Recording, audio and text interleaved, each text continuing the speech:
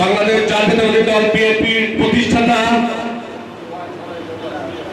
স্বাধীনতার দেশে শহীদ রাষ্ট্রপতি জিয়াউর রহমানের ৪৫তম শাহাদাত বার্ষিকী উপলক্ষে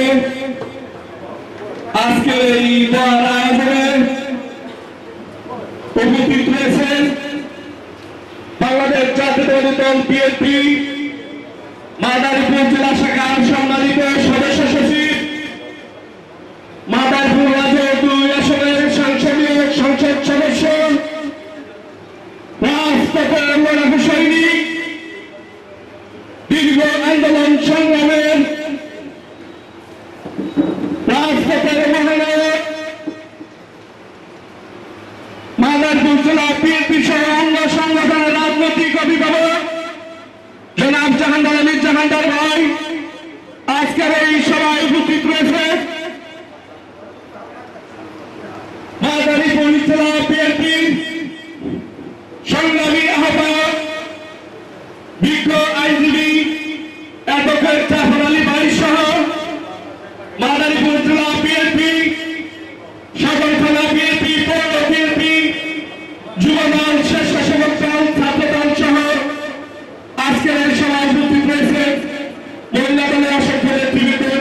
আপনাদের সকলকে জানাচ্ছি মাদারীপুর জেলা ছাত্র দলের পক্ষ থেকে শুভেচ্ছা।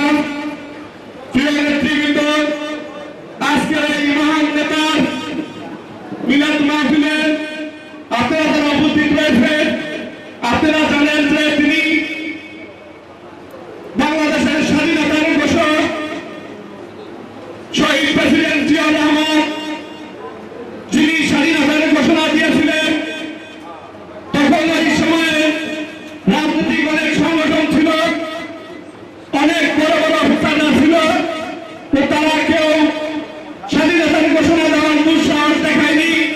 একমাত্র শহীদ রাষ্ট্রপতি জিয়াউর রহমান স্বাধীনতার ঘোষণা দিয়েছিলেন। এই স্বাধীনতার ঘোষণা যদি তারপরে যদি এই যুদ্ধ পরাজিত হইত, তাহলে যে ঘোষণা দিয়েছিল তার ফাঁসি হতো।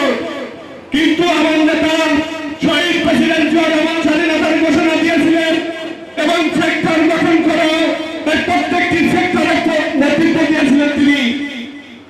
তিনি স্বাধীনতা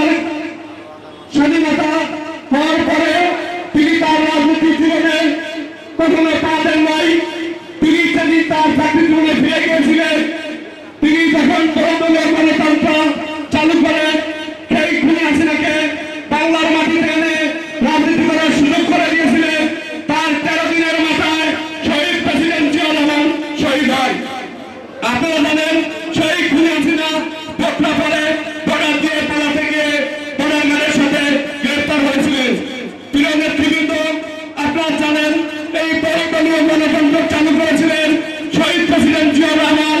১৯ দফা ঘোষণা করে দিয়ে তিনি খাল খনন সহ এই দেশের মাটি ফসলের একবারে শিল্প সজ্জা করেছিলেন এই বাংলাদেশকে।